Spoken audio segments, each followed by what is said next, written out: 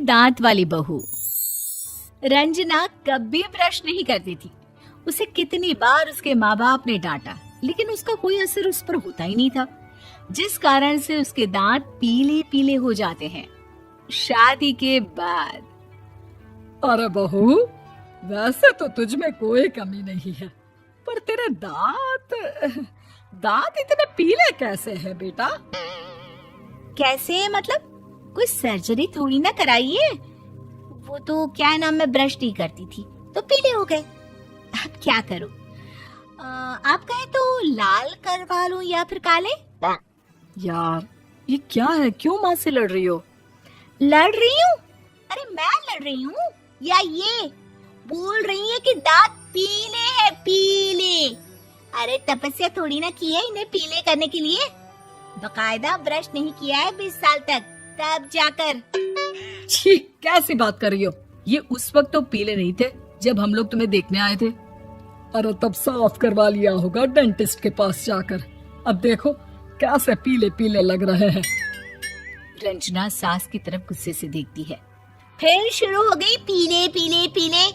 अरे पीले तो तब भी थे जब मेरे हाथ का रसगुल्ला उड़ा उड़ा कर खा रही थी और बोल रही थी, लड़की नहीं गुणों का खजाना दे रहे भाई साहब आप।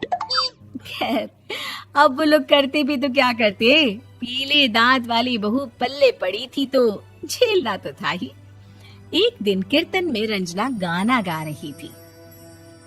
अरे कमला बहन, माँ का द्वार है, यहाँ तो सब शुद्ध होकर आते हैं, फिर अपनी बहू को ब्रश भी नहीं करवाती तुम।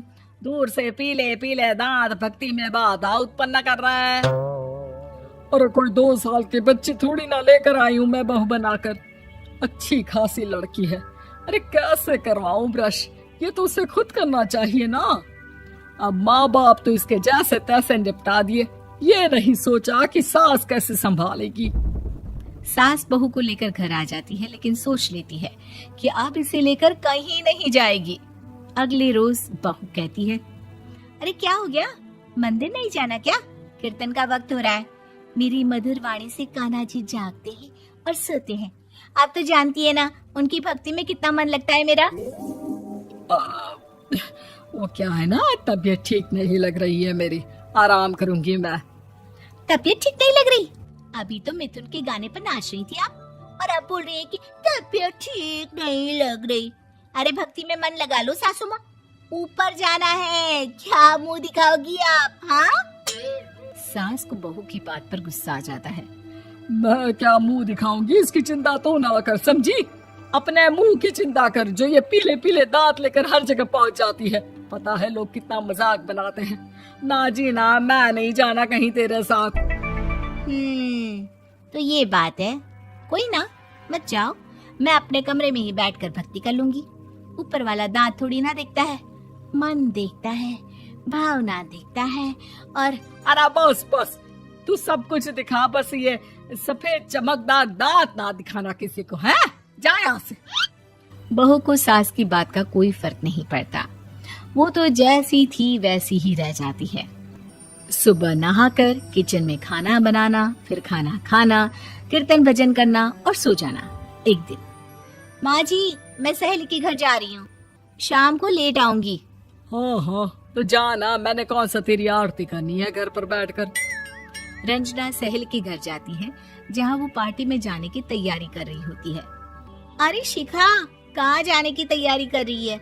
मैं गलत वक्त पर आ गई क्या? अरे नहीं यार, उल्टा सही वक्त पर आई है। मैंने ये साड़ी और ज्वेलरी निकाली है यार, शाम को इनके ऑफिस की एक पार्टी में जाना है। बताना कैसा लग रहा है ये सब? नहीं यार, इस ड्रेस के साथ तो वो वाली ज्वेलरी अच्छी लगेगी। हाँ हाँ सही बोल रही है, मैंने ध्यान ही नहीं दिया। वैसे तो हमेशा से मस्त फैशन सेंस रखती है। तो बड़ा जाती होगी ना पति के साथ पार्टी में। रंजना कुछ नहीं बोलती, बस सोचती है कि यार काश ये बात सही हो जाती। पर मैं क्यों नहीं जाती पार्टी में? क्या इन लोगों की कोई पार्टी होती नहीं होगी? रंजना घर आती है और रात में पति से सवाल करती है, एक बात बताइए, आप मुझे किसी पार्टी में क्यों नहीं ले जाते?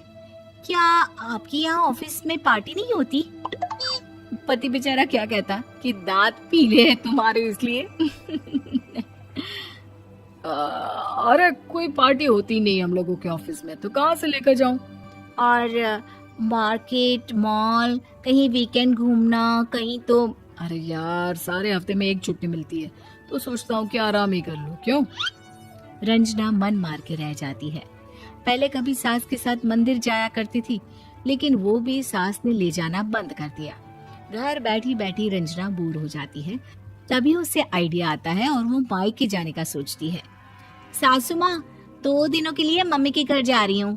अच्छा अच्छा, ठीक है, आराम से जा। और हाँ, माँ से कुछ अच्छी आदत सीख कर आना कि कैसे शरीर के हर भाग की तरह दांतों की सफाई भी जरूरी होती है, समझी? शुरू हो गई ना आप। वो लोग आपकी तरह नहीं है कि छोटी छोटी बात का बतंगड़ बना दे। उन लोगों के लिए मैं मायने रखती हूँ, ना कि मेरे पीले पीले दांत।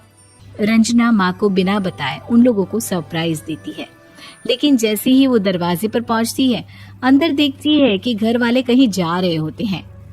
अब माँ, काश रंजना दीदी के दांतों वाली प्रॉब्लम नहीं होती, तो वो भी हम लोगों के साथ चलती ना बुआ जी की बेटी की शादी में। हाँ बेटा, लेकिन अब उसे कौन समझाए कि उसको उसके पीले दांत नहीं दिखते, लेकिन उसके आसपास के लोगों को कितना एम्बैरेसिंग फील कराते हैं। मुझे तो कितनी बार उसके स्कूल की टीचर ने शिकायत की कि उसके साथ कोई लड़की बैठना भी नहीं चाहती, और ना ही कॉलेज में कोई उससे बात करना चाहता था। लेकिन पता नहीं क्यों उसे ये बात समझ में ही नहीं आती। कोई कमी नहीं है उस लड़की में, बस यही कि दांत पीले हैं।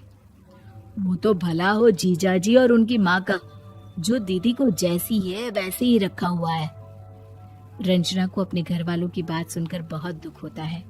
वो सोचती है कि वो क्या करे, लेकिन फिर वो सीधा डेंटिस्ट के पास जाती है, अपने दांत चमकाती है और कसम खाती है कि वो रोज ब्रश करेगी। अरे क्या हो गया? तुम तो 2 दिनों के लिए गई थी ना। पर कोई ना, अच्छा है, चलो आ गई तो। रंजना सास के सामने आकर खड़ी हो जाती है और पूरी स्माइल करती है, उसके चमकदार दांतों को दिखाती हुई। हैं? चले मंदिर?